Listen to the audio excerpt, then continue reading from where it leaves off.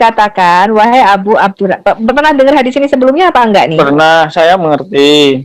Mengapa aku hanya melihatmu menyentuh dua sudut ini? Kan di Ka'bah itu ada dua sudut, Pak. Yang sekarang ini ya, batu sudut Yemeni, nanti batu yang diambil dari Yemen, dan satu lagi yang gede, bulat gede itu. Satu lagi yang tinggal 7 kerikil atau 8 kerikil ini yang namanya batu Hajar Aswad. Yang tadinya katanya Muhammad adalah putih seperti susu. Nah, barang siapa menyentuh kedua sudut ini, batu sudut Yemeni dan batu Hajar Aswad ini, menyentuh mereka itu bisa menghapus dosa. Nah, coba sekarang kita kaji dulu. Di mana logikanya bahwa Bapak menolak Yesus yang adalah kudus dan suci, yang menebus kita dengan darahnya sendiri, yang ini sesuai dengan kitab Taurat kita, tapi Bapak menerima yang namanya penghapusan dosa oleh sebuah batu, Pak. Ya, di Islam itu kan menghapus dosa ya bahasanya ya. Di Islam itu untuk menghapus dosa, ya. Itu enggak cuma batu yang bisa, air itu juga bisa. Dengan air di rumah kita itu bisa.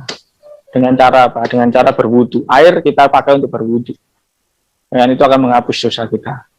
Batu itu tadi, bila kita tidak mengusap, kan itu kan, itu tidak menghapus. Tapi kalau kita mengusapkan di batu itu akan menghapus dosa. Shalom, salam damai sejahtera bagi kita semuanya. Selamat berjumpa kembali dan selamat memasuki room ini. Karena kita akan mendengarkan bagaimana apologet Kristen yang begitu tangguh, yang telah dirongrong berkali-kali oleh apologet Islam dan ingin meruntuhkan iman daripada apologet Kristen yang luar biasa ini, yaitu Ibu Sofiatul. Dan kali ini kita akan mendengarkan seorang ustadz yang ingin belajar lebih dalam tentang ketuhanan Yesus. Dan ustadz ini bernama Ustadz Alex, dan dia tahu banyak umat Islam mendapatkan pencerahan dan yang sekalipun akhirnya menjadi murtad, meninggalkan agamanya yang lama. Ustadz ini tidak gentar menghadapi Ibu Sofiatul dengan pengetahuan dan pengalamannya yang cukup luar biasa. Akhirnya ustadz ini dengan hati lapang menerima semua ajaran ataupun iman yang disampaikan oleh Ibu Sofiatul. Seperti apa perjalanan diskusi ini? Mari sama-sama kita dengarkan. Ya, kan itu kan. Enggak, sekarang ini loh, maksud aku sekarang ini Pak Alex tuh ada yang saya baca terjemahannya, ada yang tidak. Berarti makanya kan kalau Anda tanya ke saya itu nomor Qurannya berapa dan sebagainya ataupun hadis itu ya saya nggak hafal, kan itu kan? Seperti itu. Makanya yang jadi nggak ngerti ya. Kalau misalnya saya tanya ayat ini Pak Alex di mana nih, nggak ngerti gitu ya? Karena tahunya kan cuma ngebaca aja gitu ya. Saya dari ulama. Saya tahunya cara membaca. Makanya tadi saya sampaikan bahwa rahmat Tuhan hanya membaca satu huruf saja mendapatkan 10 kebaikan. Kan seperti itu hanya membaca satu huruf, padahal di Quran ada berapa huruf yang kita baca. Kan seperti itu, masuk surga bukan karena perbuatan, bukan, tapi karena rahmat Tuhan itu tadi. Bagaimana Bapak bisa mengimani sesuatu yang Bapak nggak tahu, Pak? Nah, namanya iman tuh itu, gitu loh. Namanya iman itu, ya kan? Kita itu menyatakan bahwa itu benar, walaupun kita tidak melihat. Kan seperti itu. Ya, itu setuju sama Pak Alex. Bukan, itu namanya iman seperti itu gitu loh. Sama juga Anda tidak melihat Yesus itu bangkit di hari ketiga, Anda tapi mengakui kebenarannya, itu ya similar sama apa namanya? Ya, bukan. Bahagialah orang yang sebentar, kita lebih mempercayai kepada yang kami memberi bukti, bukan janji. Kemudian kalau kita terima proyek ya Pak ya, kita lebih percaya kepada yang ngasih DP ketimbang yang mengatakan nanti kalau udah selesai saya pasti bayar, gitu. buktinya Alkitab. Jadi Alkitab yang nulis itu murid-muridnya hidup sejaman dengan dia, melihat dia itu. Begini. Kalau di Alkitab, itu kan para nabi kan ketemu langsung sama Tuhan. Jadi Tuhan berkali-kali menampakkan diri, Pak. Itu mulai dari perjanjian lama. Jadi Adam itu bertemu Tuhan muka dengan muka, berjalan-jalan di dalam taman, bercakap-cakap dengan Tuhan. Kemudian nabi Habel dan Kain ya, kemudian Nuh, kemudian Abraham ketemu Tuhan, kemudian Daud ya, Musa apalagi ya, bertemu muka dengan Tuhan. Nah, kalau di dalam Quran Nabi Bapak itu tidak pernah ketemu dengan Allah sendiri ya, tapi melewat perantaraan satu roh yang 12 tahun kemudian dia memberi nama roh ini adalah Jibril. Dari mana Bapak yakin bahwa Allah Subhanahu wa taala itu Tuhan, Pak, dan Tuhan yang sama yang disembah oleh para nabi di dalam Alkitab kita? Jadi gini, saya tidak mengatakan apakah Nabi Muhammad pernah bertemu dengan Allah apa tidak, saya tidak tahu ya. Karena karena Nabi Muhammad itu pernah pernah Isra Mi'raj kan. Di sana terjadi komunikasi dengan Tuhan langsung. Isra Mi'raj kan dalam mimpi, Pak. Bentar dulu. Kata siapa itu kan hanya pemikiran Anda. Bukan, di dalam hadis Bapak. Ya. Nah itu topik pembahasannya lain ya. Nah, apa? Ada bukti arkeologinya loh, Pak. Ya. Itu kan beda topik pembahasan. Saya kan hanya mau mencoba menjawab apa yang Bu Sofiatul tadi sampaikan. Kan itu kan.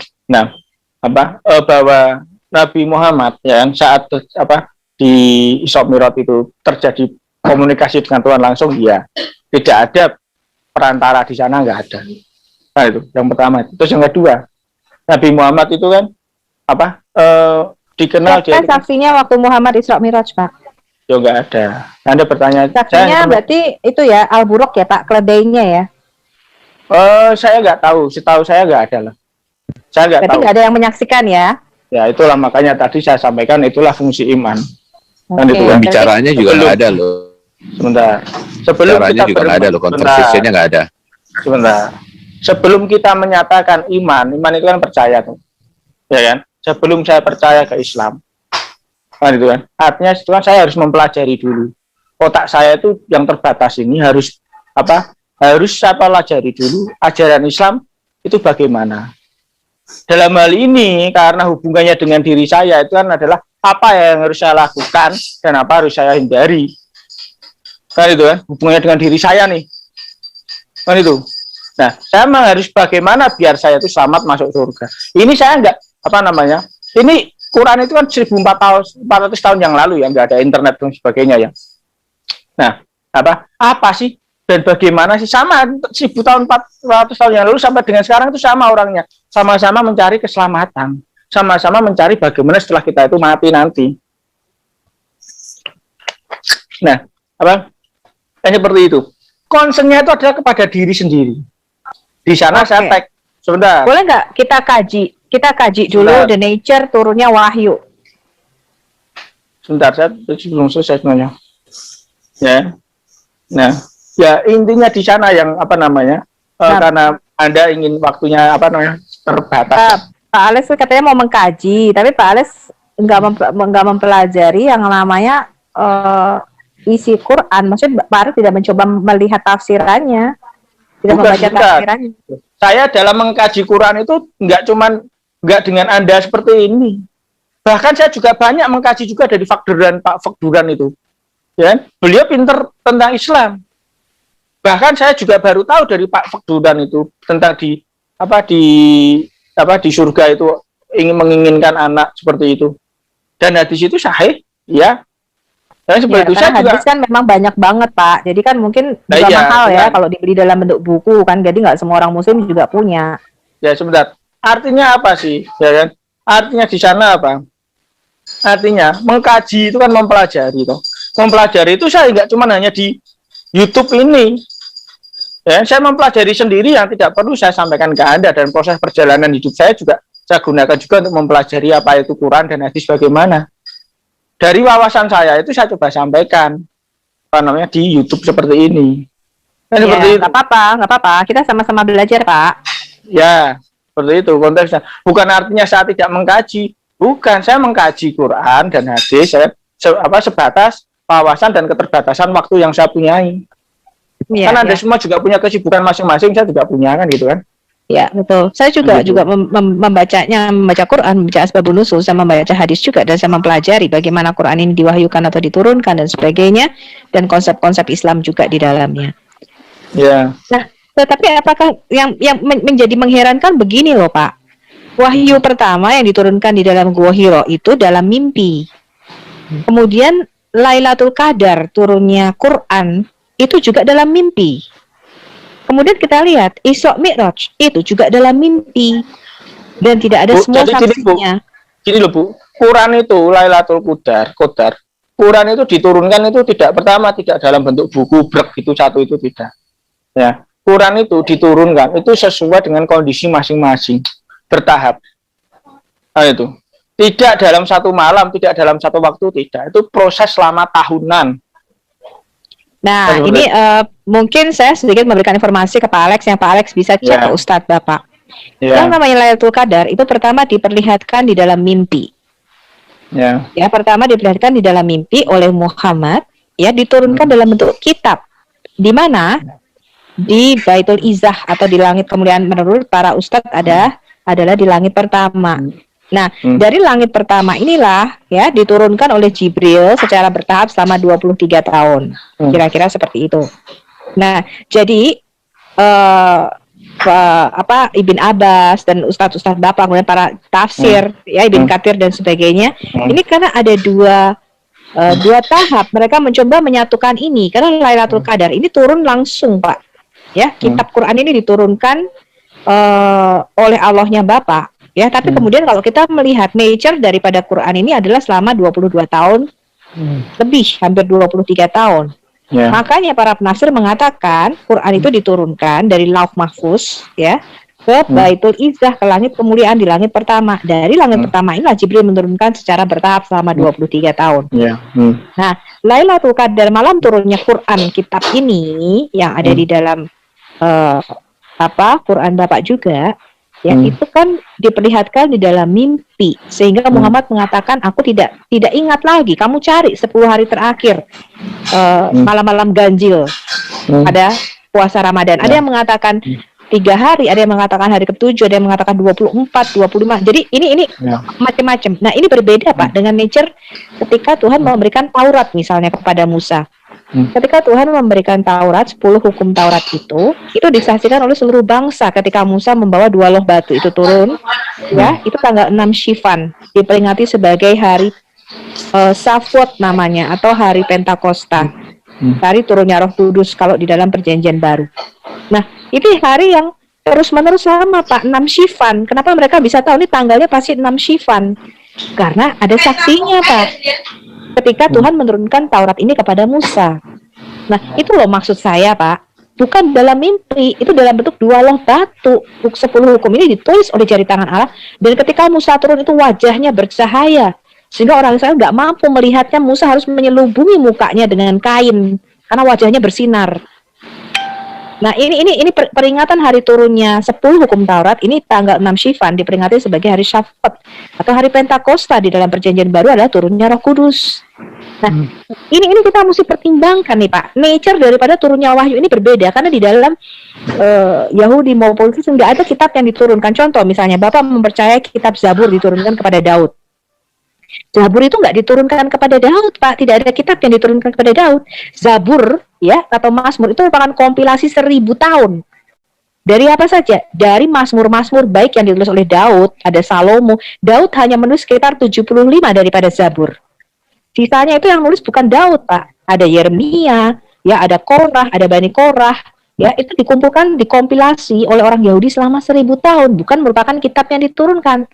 Zabur itu merupakan nyanyian hidung yang ditulis oleh manusia sebagai worship atau sebagai apa ya istilahnya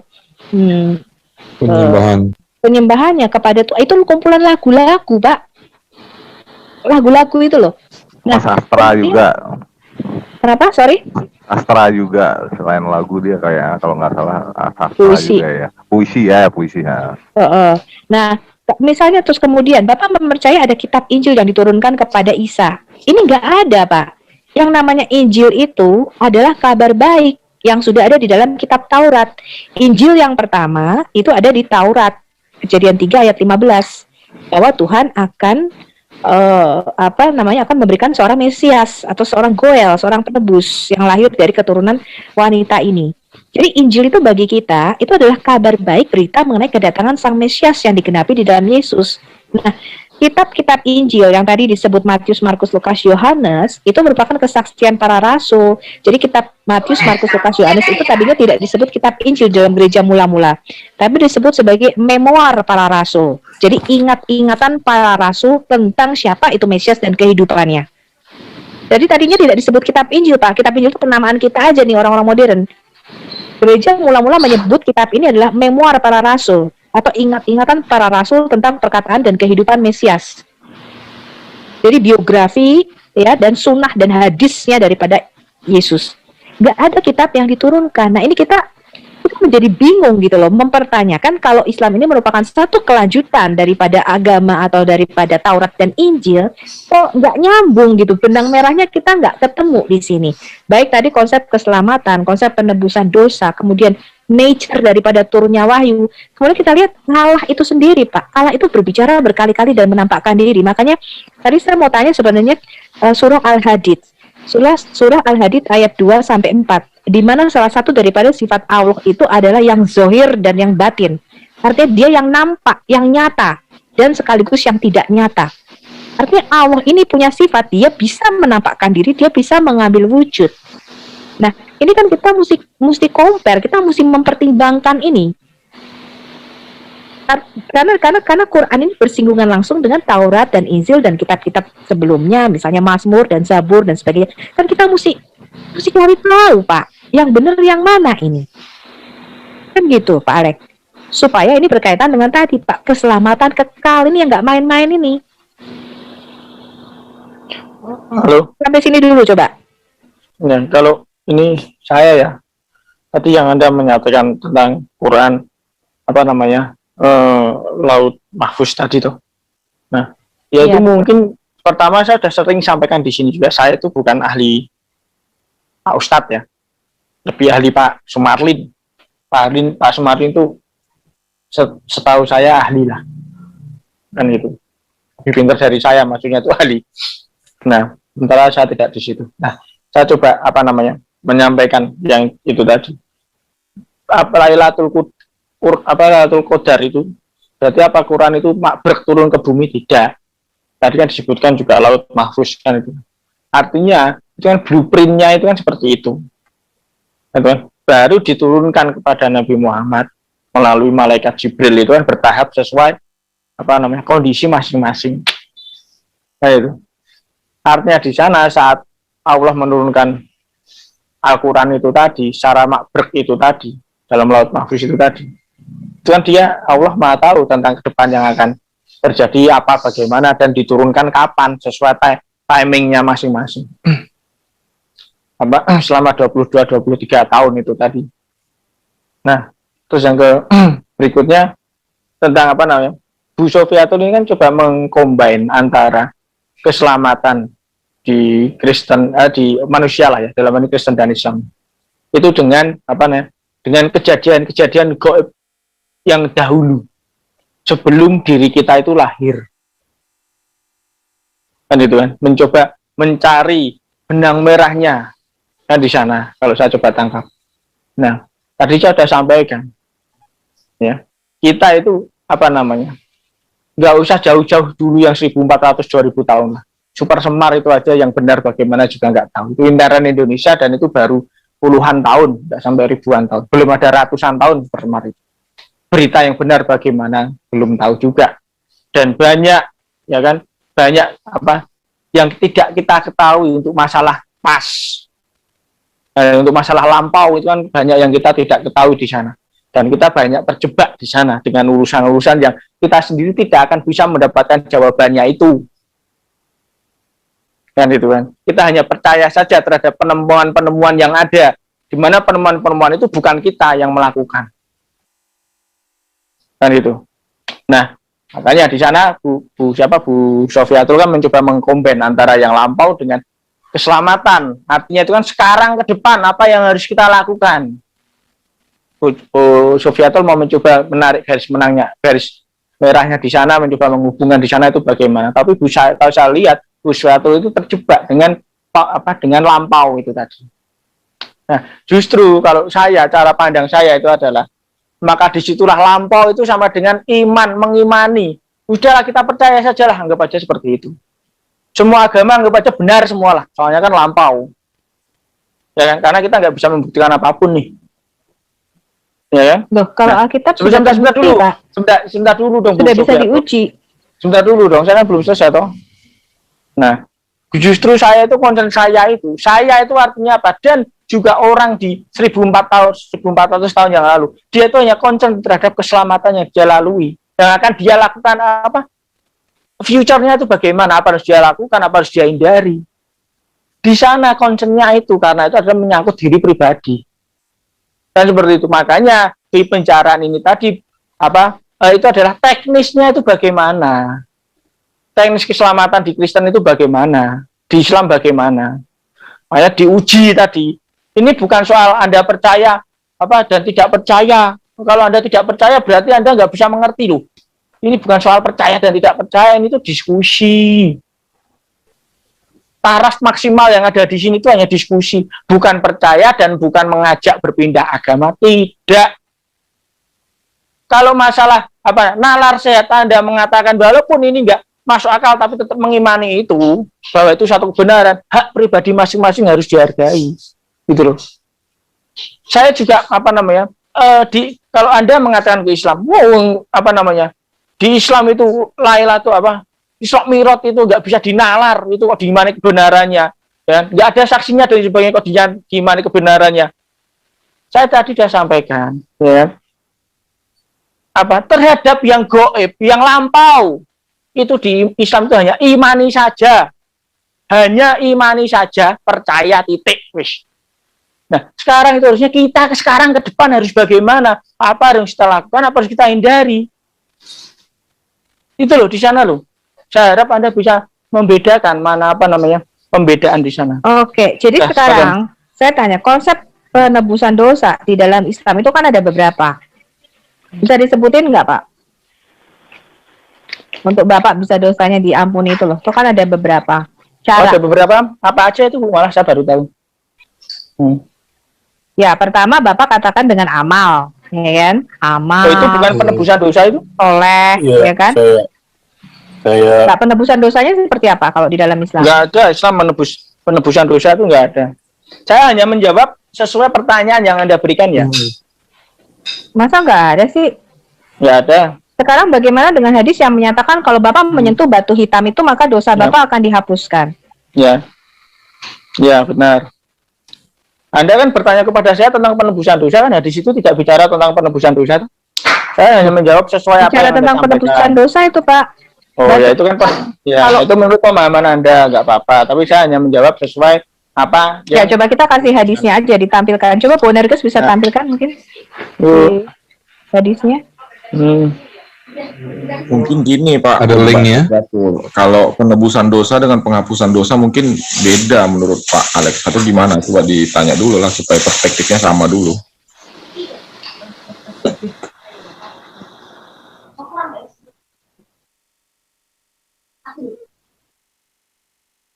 Makanya kan saya menghargai lawan bicara saya.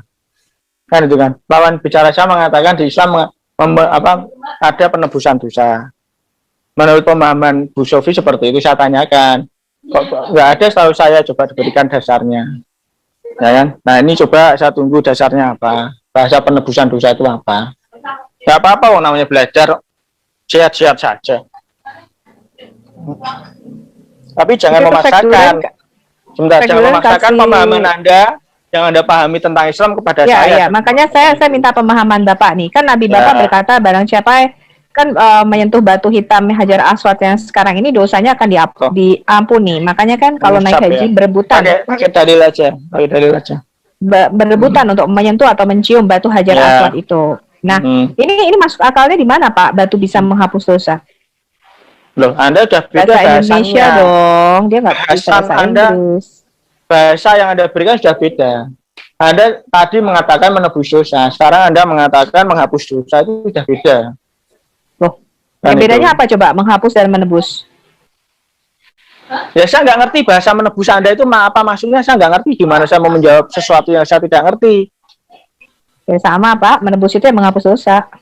Ya, itu kan menurut pemahaman Anda. Kan itu kan? Iya, itu menurut kita. Ya, saya nggak bisa menjawab kalau menurut Anda itu penebusan dosa seperti Nah, itu. yang Saya sekarang hanya menurut menjawab Bapak, menghap- penghapusan dan penebusan dosa itu seperti Oh, apa? nggak ada. Kalau Anda bersikukuh memakai bahasa penebusan, saya tidak akan bisa menjawab. Enggak terserah mau pakai bahasa apa nih loh. Mereka menyentuh, mereka menghapus dosa. Ya kan menghapus. Saya memakai bahasa yang ada saja lah, menghapus lah.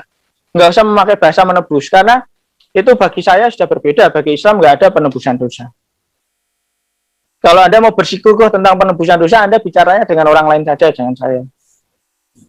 Ya, memang Bapak tidak ada penebusan di dalam Islam. Jadi Bapak memang harus membayar dosanya sendiri-sendiri. Nah, sekarang bagaimana dengan hadis ini, Pak, mengenai batu Hajar Aswad? Ya. Terus mengapa masalahnya di mana? No. Masalahnya saya nanya. Ini dikatakan, wahai Abu Abdurrahman, pernah dengar hadis ini sebelumnya apa enggak nih? Pernah, saya mengerti. Mengapa aku hanya melihatmu menyentuh dua sudut ini? Kan di Ka'bah itu ada dua sudut, Pak. Yang sekarang ini ya, batu sudut Yemeni, nanti batu yang diambil dari Yemen, dan satu lagi yang gede, bulat gede itu. Satu lagi yang tinggal 7 kerikil atau 8 kerikil ini yang namanya batu Hajar Aswad. Yang tadinya katanya Muhammad adalah putih seperti susu. Nah, barang siapa menyentuh kedua sudut ini, batu sudut Yemeni dan batu Hajar Aswad ini, menyentuh mereka itu bisa menghapus dosa. Nah, coba sekarang kita kaji dulu. Di mana logikanya bahwa Bapak menolak Yesus yang adalah kudus dan suci, yang menebus kita dengan darahnya sendiri, yang ini sesuai dengan kitab Taurat kita, tapi Bapak menerima yang namanya penghapusan dosa oleh sebuah batu, Pak. Ya. Di Islam itu kan menghapus dosa ya bahasanya ya. Di Islam itu untuk menghapus dosa, ya. Itu enggak cuman batu yang bisa. Air itu juga bisa. Dengan air di rumah kita itu bisa. Dengan cara apa? Dengan cara berwudu. Air kita pakai untuk berwudu. Dan itu akan menghapus dosa kita. Batu itu tadi, bila kita tidak mengusap, kan itu kan, itu tidak menghapus. Tapi kalau kita mengusapkan di batu itu akan menghapus dosa. Semua batu atau batu tertentu? Ya itu kan batu yang ada di situ yang disebutkan itu kan, yang ada di Makkah itu kan. Tapi batu itu pernah dicuri sama Al-Qurmuti loh, Pak. Iya, saya juga pernah mendengar itu. Dan ya saya tahu tuh juga dulu ditebus dengan uang, sejumlah uang lah. Kalau nggak salah seperti itulah. Iya. Nah, itu kan, pas zamannya Khalifah siapa gitulah. Kan itu. Ya, saya pernah membaca itu juga. Ya. Nah, artinya di sana hubungannya sama di atas yang ada sampaikan. Di situ sahih. Nah, prakteknya banyak orang Islam yang mencoba melakukan itu. Nah, itu kan. Nah, sama juga dengan berwudu. Orang Islam dalam berwudu itu bila dilakukan dengan benar, sesuai aturan, tuntunan, itu akan menghapus dosa. Itulah gunanya mengkaji Islam. Belajar teknisnya itu bagaimana biar dosa bisa hilang, hapus. Bagaimana teknisnya bisa pahala, bisa banyak. Pekerjaan apa saja yang harus kita lakukan. Contoh, misalkan kita sama-sama bicara, ya kan? Bicara Allahu Akbar, sama-sama bicara Allahu Akbar, subhanallah, atau alhamdulillah, atau dan lainnya. Tapi di Islam bicara subhanallah wa bihamdi subhanallahil azim. Ya kan? Bicara itu kadar pahalanya itu jauh lebih banyak daripada bacaan yang lain. Ya, itu hanya bicara sepele saja. Tapi bobot pahalanya itu jauh lebih banyak daripada membicarakan misalkan alhamdulillah, kan seperti itu, Allahu Akbar dan lain sebagainya ya. Itu yang tadi saya sampaikan subhanallah wa bihamdi subhanallahil azim. Bicara seperti itu kalau ditimbang nanti di akhirat, bobot pahalanya itu jauh lebih banyak. Sebentar. Itu kan kepercayaan ya, Pak ya. Ya, itu bukan aturan itu aturan main di Islam. Ya, jadi Bapak percaya itu kan ya. Ya, sebentar ya. Makanya tadi hubungannya dengan hadis itu tadi. Dan itu tadi saya agak melenceng sedikit hubungannya dengan pahala itu tadi ya. Hubungannya hadis itu tadi ya benar. Dan untuk bisa menghapus dosa itu enggak cuma batu. Air juga bisa. Tapi apakah orang Islam menuhankan batu? Apakah orang Islam menuhankan air? Tidak ada. Kan itu sama seperti yang sekarang ini antara HMC dan Rudi Yohanes itu kan. Perihal. Orang Kristen kamu berani nggak menginjak patung Yesus? Kan seperti itu. Seperti juga orang Islam berani nggak menginjak Ka'bah? Kan seperti itu kan. Nah, ya itulah saya jadi lupa. Sebentar. 15 menit lagi saya keluar ya. Mohon izin. Monggo silakan dilanjut. Nah, kemudian ada hadis juga kalau Bapak berdoa untuk Muhammad, ini maka Allah juga akan berdoa untuk Bapak 10 kali lipat. Apakah Ya, itu benar, Pak? Dan dosamu Ya. dihapus. Ya di sana, makanya di sana apa namanya, bahasa solawatan ya, solawat di sana itu kan aturan main. Itu memang kaji Islam kan seperti itu. Banyak harus dikaji di Islam itu, banyak yang harus dipelajari di Islam. Bagaimana sih agar kita selamat? Kenapa kok seperti itu tadi? Tentu orang Kristen secara umum itu kan haknya orang Kristen ya, sebagai apa namanya, sebagai lawan ya, antitesisnya ya, tentang apa, mencari kelemahan Islam ya, hak itu dan itu wajar. Apa, sholawat itu menandakan Nabi Muhammad belum sholawat, bahkan Tuhan pun juga mendoakan juga, dan seperti itu kan, di apa yang sering orang Kristen sampaikan, itu wajar, itu haknya orang Kristen. Tapi bagi orang Islam yang apa namanya, yang mengerti tentang apa itu apa namanya sholawat, ya, itu tidak seperti pemahaman yang orang Kristen sampaikan. Sama juga orang Kristen mengatakan menyembah batu, itu ya kami biasa-biasa aja, nggak ada yang tersinggung. Nah, itu kan? Sama seperti Anda Kristen, kalau kami Islam mengatakan Anda itu menyembah patung, kan bagi Anda itu wah, wong Islam ramudeng. Atau misalkan kami Islam mengatakan Tuhanmu mati tuh di kayu salib.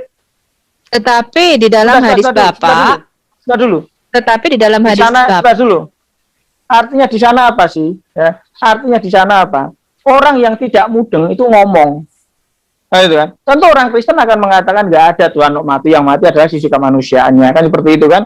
Sama juga di Islam tadi nggak ada yang nyembah batu, kan itu hanya sebagai kiblat, itu dilakukan aja seperti itu, kan seperti itu. Di wudhu juga dilakukan aja seperti itu. Masalah pahala dihapus dan apa? Kok pahala dihapus? Dosa dihapus. Tadi sudah saya sampaikan di awal-awal. Yang berhak memberi besaran pahala dan besaran dosa dihapus itu ataupun diberikan itu adalah ranahnya Tuhan. Kan itu kan. Ada berbagai cara untuk menghapus dosa itu tadi. Salah satunya itu hanya salah satu cara saja. Teknisnya itu yang perlu dikaji dalam Islam. Itu silakan Bu Sofiatul.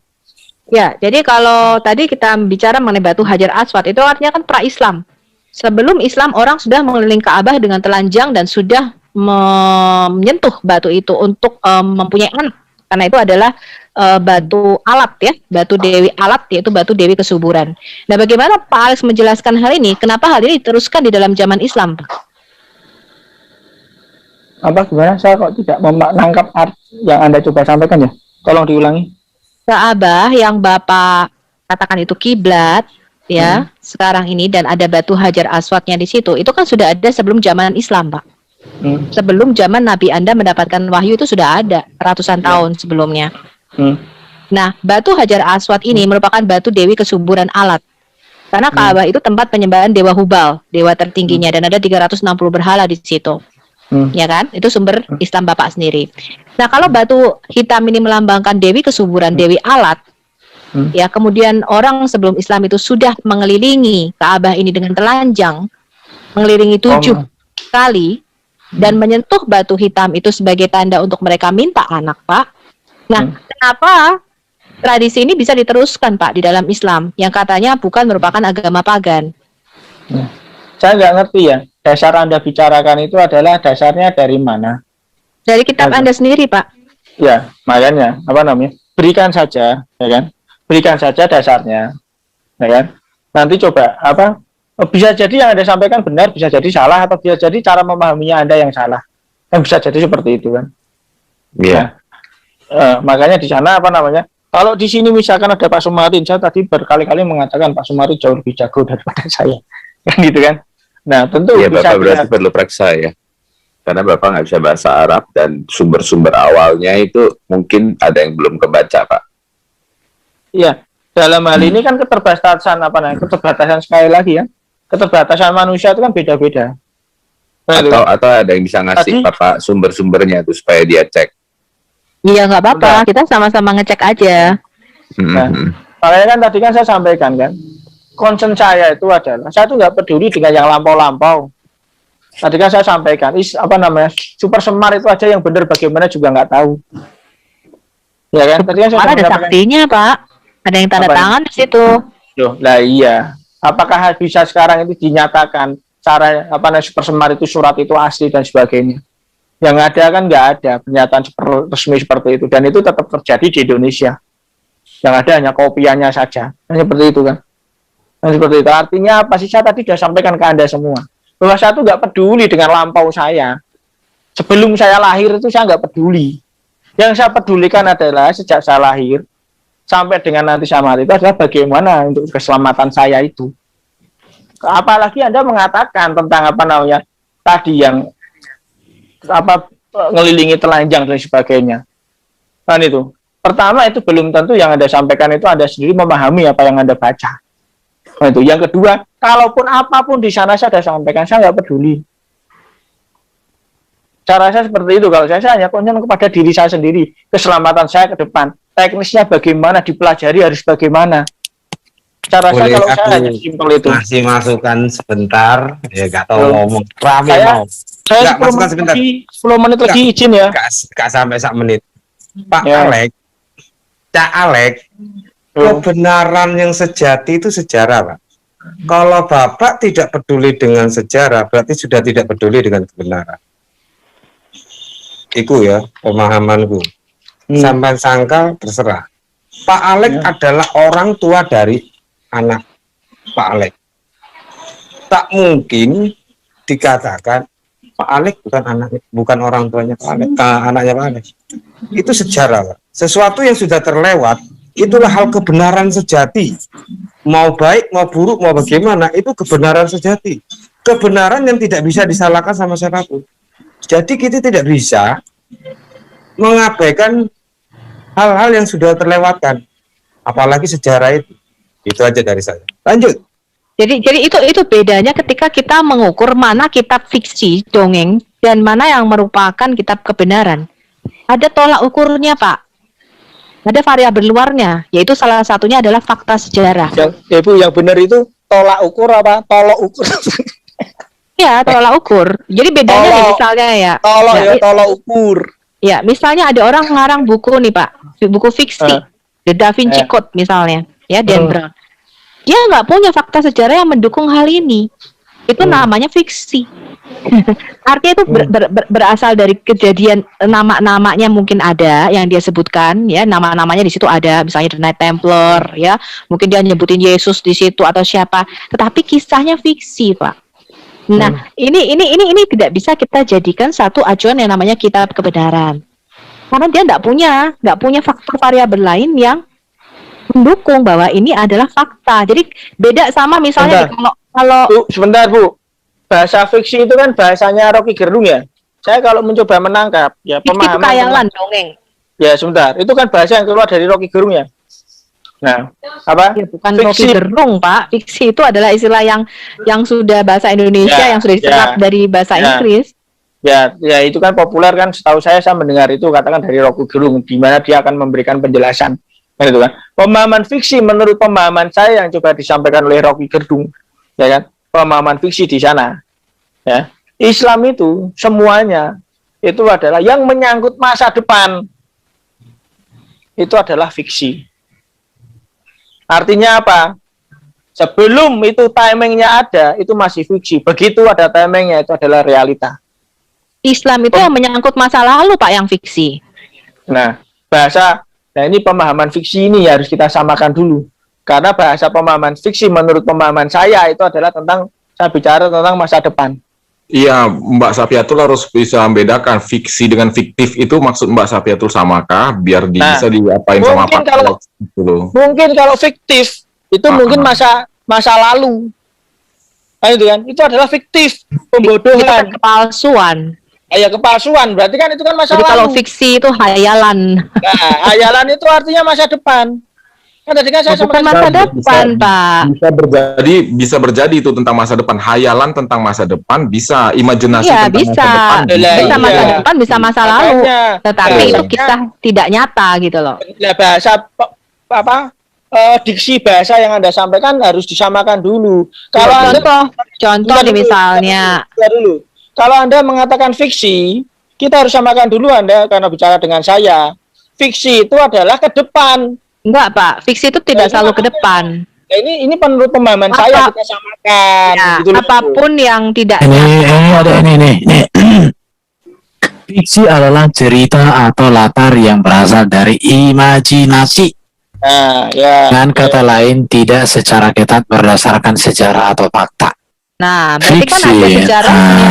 Sejarah artinya masa lalu, gitu. Dia bisa aja menggunakan tergantung backgroundnya, gitu. Dia mau cerita backgroundnya kapan nih?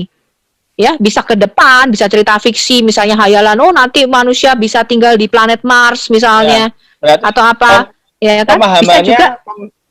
Ya, bisa juga. pemahamannya di sana kalau Bisa apa juga ke namanya? masa lalu, Pak, nggak masalah. Tetapi bahwa kisah itu tidak ada, gitu loh. Kisah itu berupa imajinasi, begitu maksudnya. Nah, ini imajinasi adalah daya pikir untuk membayangkan atau menciptakan gambar kejadian berdasarkan kenyataan atau pengalaman seseorang secara umum.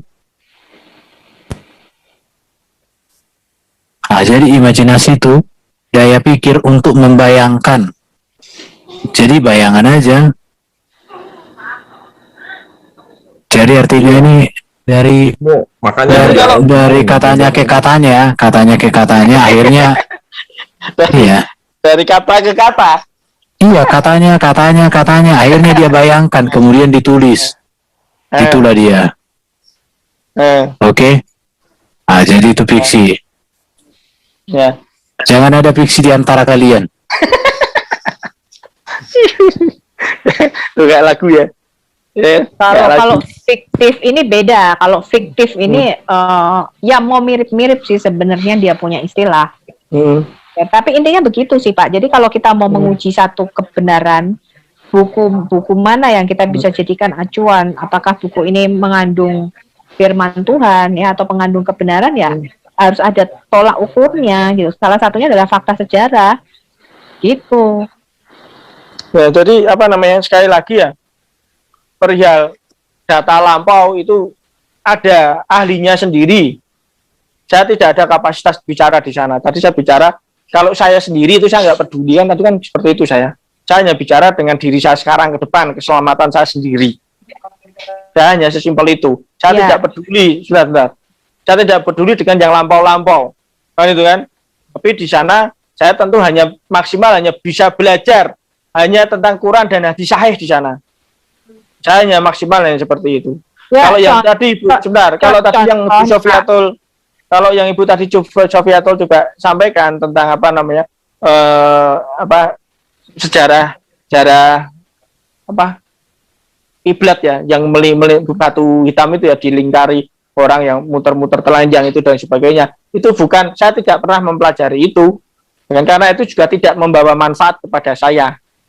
Seperti itu. Tentu ada nggak orang Islam yang mempelajari itu lebih jauh? Tentu ada, ada yang Kristen aja, ada juga mempelajari, apalagi kami yang Islam. Tapi di sana orangnya bukan saya. Saya nggak tahu Pak Sumarin ada wawasan tentang di sana apa tidak, saya tidak tahu. Seperti itu. Kalau saya hanya concern, sekali lagi, sekarang ke depan, apa yang harus saya lakukan, apa harus saya hindari, dari belajar dari Quran dan hadis sahih. Saya rasa itu. Ya, artinya Bapak belajar dari masa lalu, Pak. Dipelajari. Quran sendiri ya? Dipelajari loh, Pak. Quran sendiri juga berbicara sejarah masa lalu loh. Pak Alex. Oh, yo. Quran itu kan bicara juga sejarah masa lalu. Iya, artinya apa ya? Saya kalau di Quran, apapun yang dituliskan Quran, walaupun saya itu tidak belum bisa mengerti memahami aslinya, memahami maksudnya, tapi saya sudah pasti mengakui bahwa itu benar. Tapi beda bila hadis. Ya, apapun yang hadis itu sampaikan, saya pasti akan berprasangka bahwa itu adalah tidak benar terlebih dahulu. Kalau mana Bapak tahu Quran itu benar? Nah itu kalau di iman kami seperti itu, saya hanya sebatas itu saja kapasitas. Kalau kami ada tolak ukurnya Pak. Kenapa kita percaya Alkitab firman Tuhan? Ya kan masing-masing bukan hanya karena seorang nabi atau seorang rasul berkata beginilah firman Tuhan, maka kita percaya, enggak. Kita punya standarnya. Kita tahu ya, ini ada yang firman Tuhan, ini ada yang kitab yang kita buang, ini ada yang kitab yang palsu. Itu kita ada tolak ukurnya, Pak. Nah, sekarang ginilah, saya coba masuk ke ranah itu yang coba Anda sampaikan ya. Nah, sekarang ginilah. Ya. Maaf ini saya agak mau terlalu jauh nih. Nah, Anda yang Kristen dengan Kristen Protestan dengan yang Kristen Katolik aja itu berbeda. Sebentar dulu. Saya tadi di awal pembicaraan, tadi apa kemarin? Saya tuh diskusi dengan Pak Edu, ya kan, tentang deuterokanonika itu tadi. Dan Pak Edu nggak bisa menjelaskan tentang itu kepada saya. Ini kan ada Pak Edu di sini. Ya, nggak bisa menjelaskan kepada saya tentang apa itu deuterokanonika. Dan seperti itu. Sementara dari pihak Kristen, dari pihak Katolik mengatakan bahwa itu adalah suatu rangkaian kitab suci yang harus diimani kebenarannya. Tentu mereka punya dalil-dalil sendiri. Begitu. Sementara dari pihak Kristen tidak, itu bukan dari firman Tuhan dan sebagainya, makanya tidak diakui. Dan seperti itu. Nah, bagaimana Anda mau mengatakan itu dengan apa yang Anda sampaikan itu tadi barusan? Jawabannya gampang itu, Pak. Ya, silakan. Inti iman Kristen dan keselamatan tuh ada di sini. Saya share screen ya. Itu jawabannya gampang sekali, Pak. Ya. Jadi kalau Bapak mencari keselamatan, itu adanya di Roma 10. Kita lihat ya, Roma 10.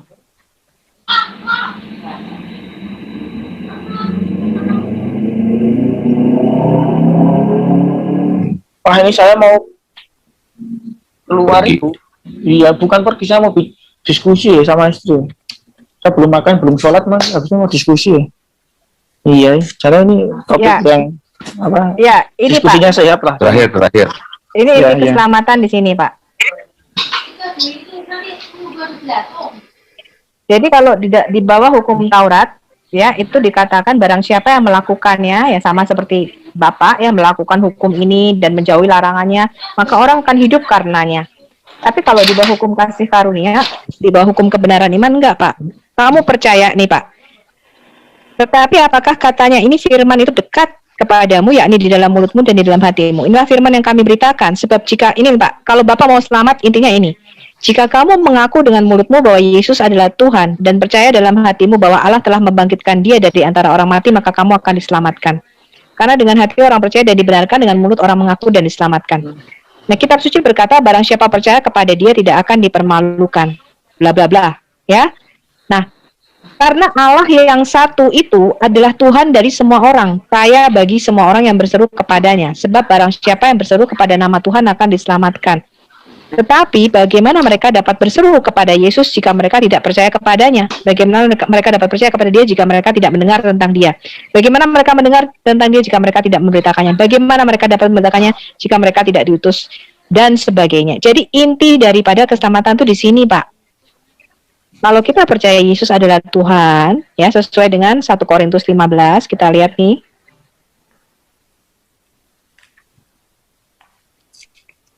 Ya, oleh Injil itu kamu diselamatkan asal kamu berpegang teguh kepadanya. Injil itu apa, Pak? Nih. Sebab yang sangat penting telah kusampaikan kepadamu, apa? Yesus Kristus tadi mati karena dosa-dosa kita. Sesuai dengan kitab suci, dan dia telah dikuburkan dan dia telah dibangkitkan pada hari ketiga sesuai dengan kitab suci, dan bahwa dia telah menampakkan diri bla bla bla. Ya. Jadi ini, Pak, inti keselamatan di sini. Nah, perbedaan kitab itu menunjukkan bahwa di dalam iman Yahudi maupun iman Kristen tidak ada yang namanya kitab yang diturunkan. Jadi kitab-kitab Deuterokanonika itu ditulis setelah kitab Maleakhi. Kalau Bapak lihat nih kitab Kristen di sini nih. Tadi Edo ada salah sebut ya, bukan perjanjian baru tetapi kanon kedua dari perjanjian lama. Nah, itu diakui, Pak, oleh orang Yahudi, Pak, Deuterokanonika, ya. Nih, kalau Bapak lihat, ini lihat yang kiri bisa kelihatan nggak nih? Terakhir kitab Maleakhi di sini, perjanjian lama. Halo? Saya mendengarkan, Bu. Nah, ini Maleakhi ya, Pak, ya. Nah, setelah Nabi Maleakhi, ini disebut masa kegelapan, Pak. Jadi antara kitab Maleakhi sampai perjanjian baru Matius ini jeda waktunya kira-kira 400 tahun. Di antara jeda waktu ini ada ditulis namanya kitab-kitab Deuterokanonika atau kanon kedua. Kanon pertama itu dari Kejadian sampai Maleakhi. Namanya Protokanonik. Deuterokanonika itu kanon kedua, termasuk perjanjian lama. Ditulis antara Nabi Maleakhi terakhir sampai kitab Matius. Nah, tetapi di dalam kitab Deuterokanonika itu, aku stop share ya, itu tidak ada yang namanya firman Tuhan, Pak. Jadi selama 400 tahun tidak pernah dikatakan di dalam kitab Deuterokanonika beginilah firman Tuhan atau datanglah firman Tuhan kepada aku, nggak ada. Jadi kitab Deuterokanonika merupakan kitab sejarah. Ya, mereka menulis ada pemberontakan ini, ada 1 Makabe, 2 Makabe, ada yang sampai 4 Makabe. ya kitab Yudit, ada tambahan kitab Ester, itu mereka menulis lagi. Tapi tidak ada firman Tuhan yang dinyatakan selama masa 400 tahun ini.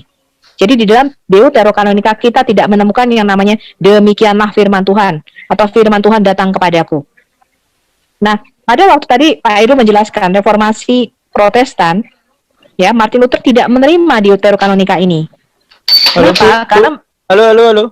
Bu, ini Anda silahkan meneruskan bicara, saya dengarkan, ya kan? Tapi saya nggak ikut komentar ya Bu ya, saya mute ya Bu ya. Oke. Oke. Gitu ya. Saya tidak keluar tapi saya masih mendengarkan Anda. Saya juga mau makan dan sebagainya. Gitu ya? Ya. Oke, monggo dilanjutkan.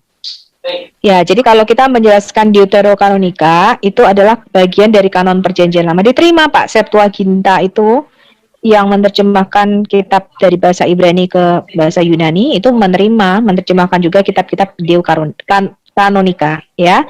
Jadi merupakan salah satu rujukan sejarah yang penting di masa-masa 400 tahun antara kitab Maleakhi dan perjanjian baru. Tetapi bagi reformasi Kristen Protestan, mereka tidak menerima itu karena menganggap bahwa tidak ada firman Tuhan pada masa-masa di mana Deuterokanonika ini ditulis. Gitu. Tuhan tidak berfirman, itu disebut masa kegelapan namanya. Ya, masa Tuhan diam.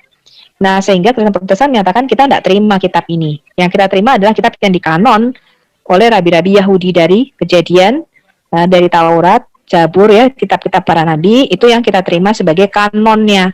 Kalau nggak salah di Konsilium Nia ya, betul ya teman-teman ya? Kalau salah ngomong nih. Kalau gua nggak salah tuh. Ya, jadi kita menerima bulat-bulat Pak apa yang dikanon oleh orang-orang Yahudi. Tetapi bahwa kitab-kitab itu tidak pernah dibakar Pak. Jadi kitab-kitab yang ada itu, kita punya beberapa kitab lain misalnya. Kita tidak pernah ada namanya pembakaran manuskrip. Jadi tetap kita pelihara kitab-kitab itu dan kita pelajari juga menjadi rujukan sejarah juga. Gitu. Jadi kita santai-santai aja perbedaan itu. Jadi kalau saya mau memperlihatkan perbedaan kitab yang dipegang gereja-gereja nih. Bentar ya. Teman-teman silahkan komentari kalau ada yang nambahi atau pernyataan saya mengenai Deuterokanonika.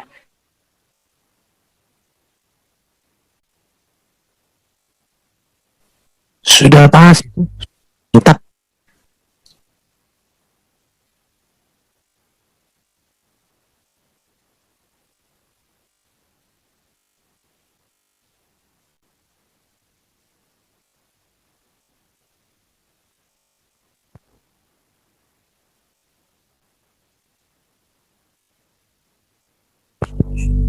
Amin.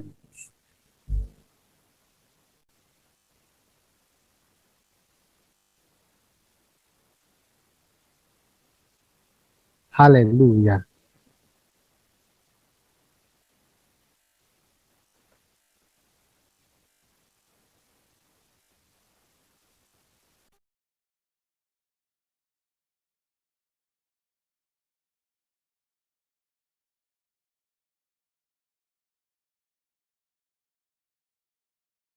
Nah, ini Kena, sorry, ya. ini tahun penulisan kitab suci. Saya mau bicarain sih bedanya antara sebentar. Ini Deuterokanonika. Ya, kenapa Pak siapa tadi? Enggak. Aku suruh kamu terusin. Aku panggil kamu, bukannya apa? Enggak. Silakan Nah, terusin. ini adalah perbedaan. Bisa kelihatan nggak ya? Mungkin aku kecilin sedikit. Nah, ini aku besar ini. Ya, ini perbedaan susunan Alkitab ya. Jadi kalau kita lihat, ini perbedaan kanon. Baik ini di Yahudi, kemudian di kita, Kristen Protestan, kemudian di Katolik. Ini di Gereja Ortodok Timur, lebih lengkap lagi ya. Semua kitab masuk, gitu ya. Terus ini kita lihat, ya ini kitab-kitab lain, ya masuk. Ini Protestan menerima semua kitab-kitab, cuma susunannya beda kita sama kitabnya Yahudi. Beda susunan aja, ya. Di Frehamayim ini Hayamim ini 1-2 Tawarik di kita. Nah, ini kita menerima ini di Katolik dia ada tambahan nih. Danielnya. Kitab Danielnya ada tambahan di sini. Terus Oh, iya sini mana? Enggak usah. Nah, ini ada kitab Baruk ya. Kalau di Gereja Ortodok Timur masih ada Baruk. Ya, kemudian kita lihat tambahannya. Tadi yang nggak ada apa nih bedanya nih? Nah, ini nih, ya mungkin ini lebih bisa kelihatan deh. Sorry, aku ya dari sini, sorry. Ini tadi kitab Taurat. Kalau kitab Taurat semua gereja sama, ya, Bereshit, Shemot, Vayikra, Bamidbar, Devarim, ini semua sama nih, ya, Kejadian, Keluaran, Imamat, Bilangan, Ulangan ini sama.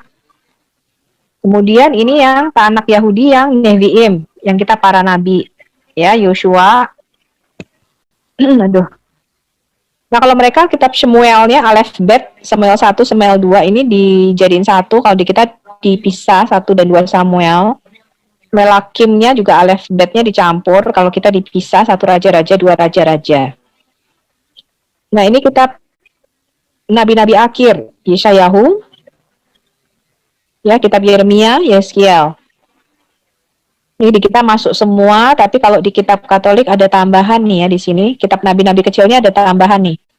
Misalnya kalau ini 12 nabi dijadiin satu, ya, kitab 12 nabi-nabi kecil. Kalau di kita kan sendiri-sendiri tuh, jadi banyak. Nah, kita itu pakai yang kitab Ester yang versi pendek, yang short. Nah, kalau yang Katolik pakai yang versi panjang, kitab Esternya, masih ada tambahan Tobit, Yudit 1 dan 2 Makabe. Kalau di gereja Ortodok Timur, Makabenya sampai 4. 1, 2, 3, 4 Makabe, masih ditambah 1, 2 Esdras. Kitab Esternya pakai yang versi panjang. Nah, mungkin teman-teman juga perlu tahu bahwa orang Yahudi itu memegang 2 versi kitab Yeremia. Jadi kitab Yeremia itu sebenarnya ada 2 ya, ada 2 versi. Ya, dan dua-duanya memang sahih gitu ya, resmi ya, dan itu dipegang oleh orang Yahudi. Nah, seperti itu. Nah, ini kita lihat Ketuvim, ini tulisan-tulisan suci. Ini 3 kitab ini dinamakan Sife Emet atau kitab kebenaran, Tehilim, Mislei dan kitab Ayub ya. Di kita dipisah-pisah di sini. Kalau mereka ditambah lagi ada kebijaksanaan Salomo di sini. Kita kan ada Syirah Syirim juga, Kidung Agung. Mereka ditambah kebijaksanaan Salomo dan Yesus bin Sirach. Nah, di kitab Yahudi ada Rut, Ratapan, Pengkhotbah, Ester sama. Di kita juga ada. Di Ortodok Timur lebih lengkap lagi, di Mazmurnya sampai 151. Kalau gereja Nestorian ya, kalau saya nggak salah itu Mazmurnya sampai 155 atau 156 ya, sesuai dengan yang ditemukan di Dead Sea Scroll juga. Jadi mereka pegang Mazmur sampai 156 Mazmur. Masih ada doa Manasye di sini, gereja Ortodok. Masih ada kebijaksanaan Salomo, Yesus bin Sirach, pada Mazmur Salomo tambahannya di situ. Mereka pegang kitab itu. Kemudian yang terakhir kitab lainnya ada Daniel, Ezra dan Nehemia dijadikan satu, kemudian 1, 2 Tawarik. Nah, ini susunan kitab Yahudi yang beda sama kita. Jadi orang Yahudi kadang nuduh kita, kamu nih ngacak-ngacak susunan kitab ya. Enggak ngacak-ngacak ya, kita sesuai dengan Septuaginta. Jadi kita mengikut yang Septuaginta punya susunan seperti ini ya. Jadi Yesaya, Yeremia, terakhir kita Maleaki, ditutup Maleaki. Kalau orang Yahudi ditutupnya dengan 1, 2 Tawarik.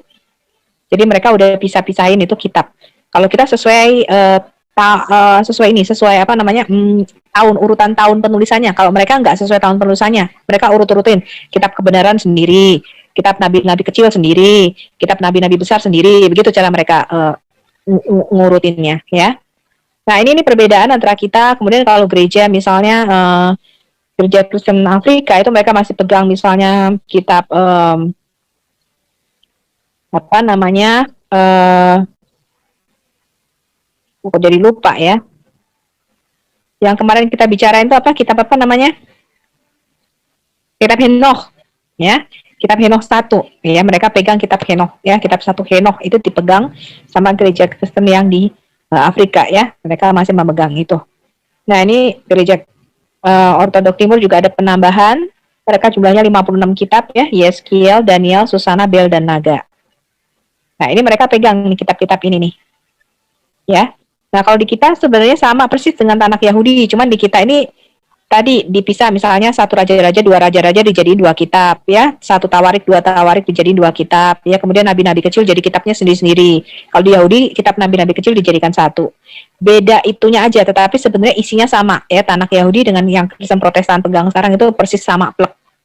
Nah, kalau kitab Katolik ada tambahannya tadi, Deuterokanonika, ya. Tobit, Yudit, tambahan kitab Ester, 1, 2 Esdras, 1, 2 Makabe dan sebagainya. Kalau yang Ortodok masih ketambahan ini nih, kitab Nabi Daniel, kitab Susana, kitab Bel and the Dragon ini.